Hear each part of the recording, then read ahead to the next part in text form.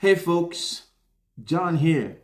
Thank you for tuning in and welcome back once again to This World My Take, where the headlines meets real talk. How you guys doing, folks? I hope you're doing good and the week is unfolding pretty good at your end. Folks, I would like you to please help support the channel. Think about hitting that subscribe button, smashing that like, and turn on your notifications so that whenever I do drop something, you'll be the first to be notified. Now, let's get into the reason why we're here today, folks. Now, we all know that the Trump administration and its lackeys have been trying to spin this whole Jeffrey Epstein situation, and it has gotten to the point where they are throwing everything at the board, hoping something is going to stick.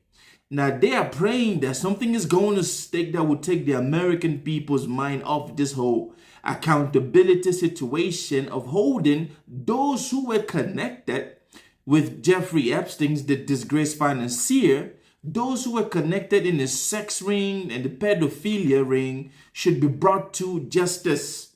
Now, we all know the reason why this administration is not actually releasing that file, because they shot themselves in the leg by saying a couple of months ago, oh, we are going to release it. The moment we come into office, we will release it. It is sitting right on top of our desk. Fast forward, a couple of months later, we've reviewed everything. There's none to see here. It's just, just some porn stuff, child porn, so on and so forth. We all know that is garbage. Even the MAGA base, some of them are detached from this whole nonsense because they can see clearly how the man who was running on the banner, oh, I'm going to expose, suddenly comes on and doesn't want them to see the real deal. Now, ladies and gentlemen, I want to say this. Every Trump lackey who has been appointed and is working under this administration have been doing their best. I mean, they have been going tooth and nail to ensure that they protect their cult leader. But to some weird reason, this Epstein situation has not been forgotten, and the American people and the journalists and the media houses keep talking about it because we really do want to know who was on that list and who did what and when, so that they could be brought to justice. Now, let me say this, ladies and gentlemen, one of those Trump lackeys who has been doing everything in her power and might to just deflect and derail and distract and, kiss ass to the court leader is this young woman called Karoline Leavitt. Karoline Leavitt is the White House press secretary under President Donald Trump. At just 27 years old, she is the youngest person to assume this role, ladies and gentlemen. But at just 27 years old, it is clear to see that she has joined the whole lying bandwagon. And she is sucking up so deep into this man's, that it is appalling to think that this young woman will think that whatever she's saying is truthful. Now, I want to say something, ladies and gentlemen. In an attempt, in the push to actually distract, the American people from talking about, accountability and this Jeffrey Epstein situation, Trump's director for national intelligence, Tulsi Gabbard, was having a press conference with journalists, and there were a whole lot of questions being asked about accountability and about proving that this administration is not having anything to hide. You know what happened?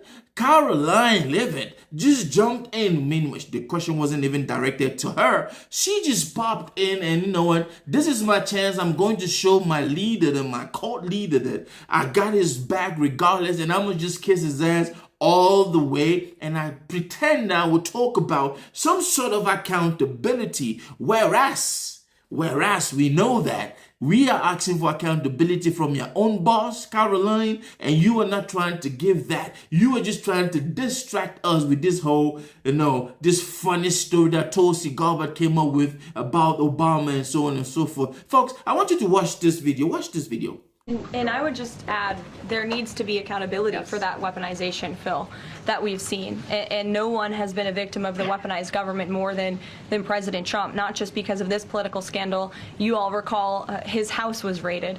So I think, you know, it's very disingenuous for people to say, how dare they speak of former President Obama about this based on evidence and based on intelligence, when the former president of the United States, Donald Trump's home was raided, when he was forced to sit in a Manhattan courtroom and many other courtrooms across the country for crimes he never committed, when he was impeached and indicted, and the entire country witnessed that. That's the weaponization of justice. Now the president is back because the American people see the truth. Nearly 80 million Americans reelected him back to this office, and he believes that we need to have justice and accountability. And I think the nearly 80 million Americans who reelected him agree with that. Caitlin.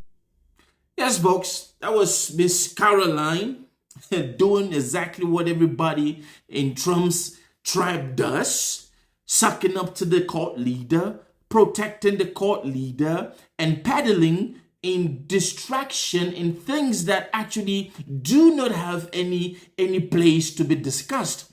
We all know that they are fighting tooth and nail to try to make this Epstein file situation go away. This cover of which the American people are not letting it go. And it is clear to see that something is wrong somewhere. If your court leader is actually innocent, why don't you release all of the files so that we can read and judge for ourselves? But you know what? That is not what you guys are trying to do. You are trying to take the minds of the people off this whole nonsense of, accountability that you try to spew. Let me just say this. She goes on and says that there needs to be accountability. I agree with you with Miss Karoline, but the accountability that we want to know right now in America is what happened to the Epstein files list that you guys are trying so hard to cover up. Why don't you want us to see accountability on that? Why don't you want us to have some transparency so that we can see who was actually messing with Jeffrey Epstein's? But no, you come out here and you try to preach to, it's like you're preaching to the choir about how Trump's house was raided, how Trump this was that, how Trump was put under pressure, how Trump is the victim, and so on and so forth.